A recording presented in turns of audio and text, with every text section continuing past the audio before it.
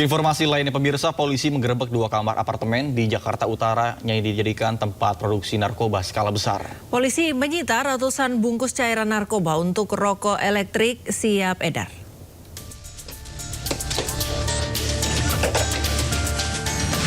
Petugas Satres Narkoba Polres Metro Jakarta Utara menggeledah 2 kamar apartemen di kawasan Jakarta Utara. 2 kamar ini ternyata dijadikan pabrik rumahan narkotika jenis etomidat yang biasa digunakan untuk rokok elektrik atau vape. Di kamar pertama, petugas mendapati ratusan wadah kosong yang siap diisi cairan narkoba.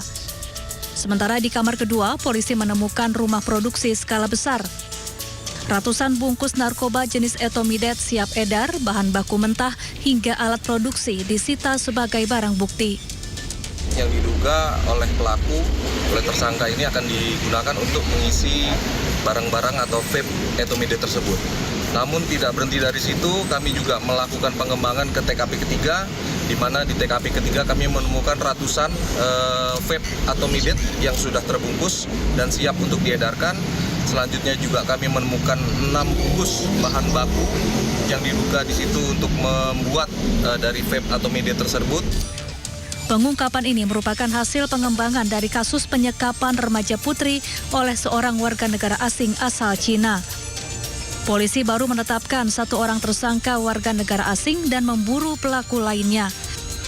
Dari Jakarta, Sofyan Firdaus, iNews melaporkan. Pemirsa, tim DVI Polda Sumatera Selatan terus melakukan identifikasi terhadap korban kecelakaan maut bus ALS dan juga truk tangki BBM di Musirawas Utara. Hingga Kamis siang 10 korban tewas berhasil teridentifikasi.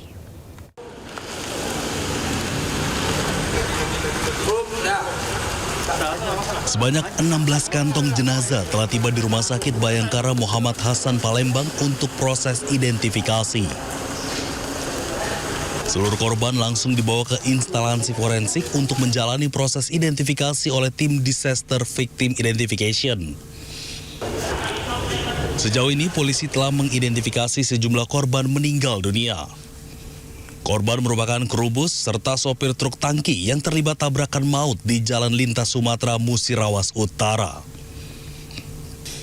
Selain itu, 4 korban selamat masih menjalani perawatan medis, 3 diantaranya mengalami luka bakar serius. Polisi memastikan penyelidikan terkait penyebab pasti kecelakaan maut masih berlangsung dan proses identifikasi terhadap korban yang belum terungkap juga terus berlangsung. Pemirsa, seorang oknum kiai yang diduga mencabuli puluhan santriwatinya di Pati, Jawa Tengah berhasil diringkus. Pelaku ditangkap setelah sempat kabur dan menjadi buronan. Siapa namamu siapa? Asari siapa?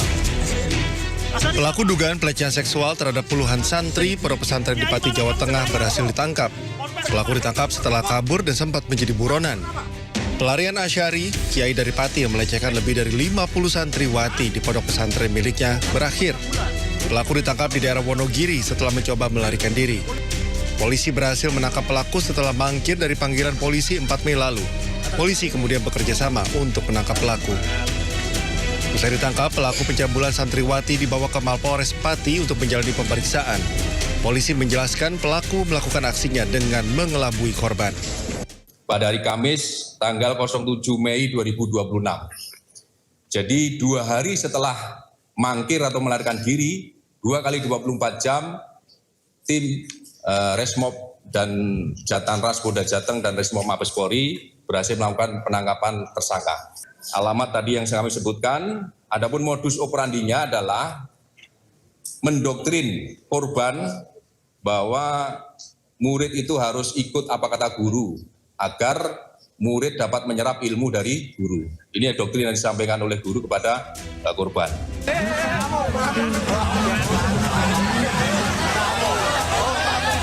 Sebelumnya, warga desa Telogosari menggeruduk pondok pesantren Putri Ndolo Kusumo. Masa mengecam tindakan pelecehan seksual yang menelan korban hingga lebih dari 50 santriwati dan menuntut untuk menahan pimpinan pondok Kiai Asyari. Sementara itu, pengurus cabang Nahdlatul Ulama atau PCNU menyatakan mereka siap mengawal kasus ini hingga tuntas dan memberikan fasilitas kepada para santri agar tetap melanjutkan pendidikan. Polisi menyatakan bahwa Asyari resmi ditetapkan sebagai tersangka berdasarkan bukti yang cukup. Dari Pati, Jawa Tengah, Vindi Agil, iNews melaporkan.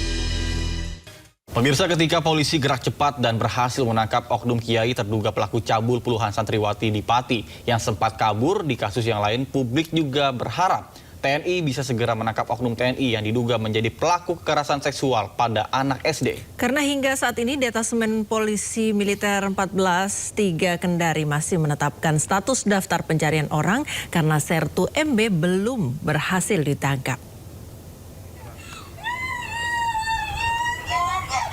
Penetapan DPO dilakukan karena yang bersangkutan melarikan diri saat menjalani pemeriksaan intensif terkait dengan dugaan pelanggaran hukum. Berkas perkara Sertu MB telah dilimpahkan dari Satuan Kodim 1417 Kendari ke Denpom untuk penanganan lebih lanjut. Meskipun pelaku melarikan diri, proses penyidikan tetap berjalan dengan memeriksa 3 orang saksi termasuk orang tua korban. Bahkan pelaku masih memiliki hubungan keluarga dengan korban, diduga telah melakukan kekerasan seksual pada 15 April di kediamannya dan juga dilakukan berulang kali.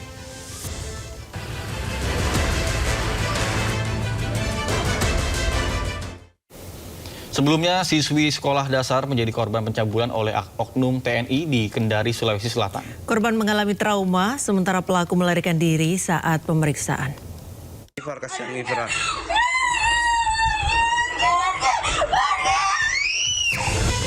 Korban pencabulan oknum TNI Kodim 1417 Kendari trauma dan menjerit ketakutan. Keluarga berusaha menenangkan korban yang berusia 12 tahun, namun korban terus menjerit ketakutan. Sebelumnya, keluarga korban tinggal di perumahan milik pelaku di Rano Meto Konawe Selatan. Korban diduga diperkosa saat tinggal sendirian. Terduga pelaku sebelumnya telah diperiksa di Kodim 1417 Kendari, namun melarikan diri saat diberikan izin makan. Pelaku ini tidak ada, karena sempat kabur. Jadi walaupun dia kabur, tetap kita proses secara hukum. Dan kita sudah sampaikan kepada satuannya dan DIM untuk membuatkan surat daftar pencarian DPO. Pelaku telah disanksi administrasi dengan status tidak hadir tanpa izin atau THTI, serta menerbitkan DPO. Dari Kendari, Sulawesi Tenggara, Muhtarudin, iNews melaporkan. Sementara blokade Selat Hormuz mempengaruhi operasional nelayan di Pati, Jawa Tengah. Naiknya harga bahan bakar membuat para nelayan tidak dapat berlayar mencari ikan.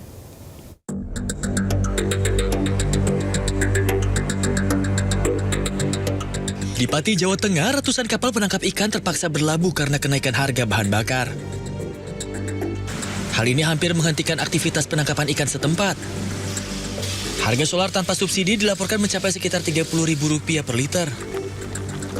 Kenaikan secara tajam berpengaruh pada biaya operasional dan memaksa banyak nelayan kehilangan pekerjaan. Laut ya nganggur, Pak. Hasil-hasilnya mengurang. Jadi setiap kita mencukupi keluarga itu mengurang jauh, Pak. Dampaknya itu tadi BBM melambung tinggi. Jadi kita nggak sanggup lah, nggak kuat kalau harga segitu nelayan. Para nelayan mengatakan bahwa pendapatan harian telah hilang sepenuhnya dan perahu-perahu mereka kini terpaksa menganggur. Tekanan pada rantai pasokan bahan bakar terjadi di tengah gangguan pasar energi yang lebih luas di seluruh kawasan. Blokade Selat Hormuz telah memicu guncangan energi yang parah bagi negara-negara ASEAN yang sebagian besar masih sangat bergantung pada impor minyak dan gas alam.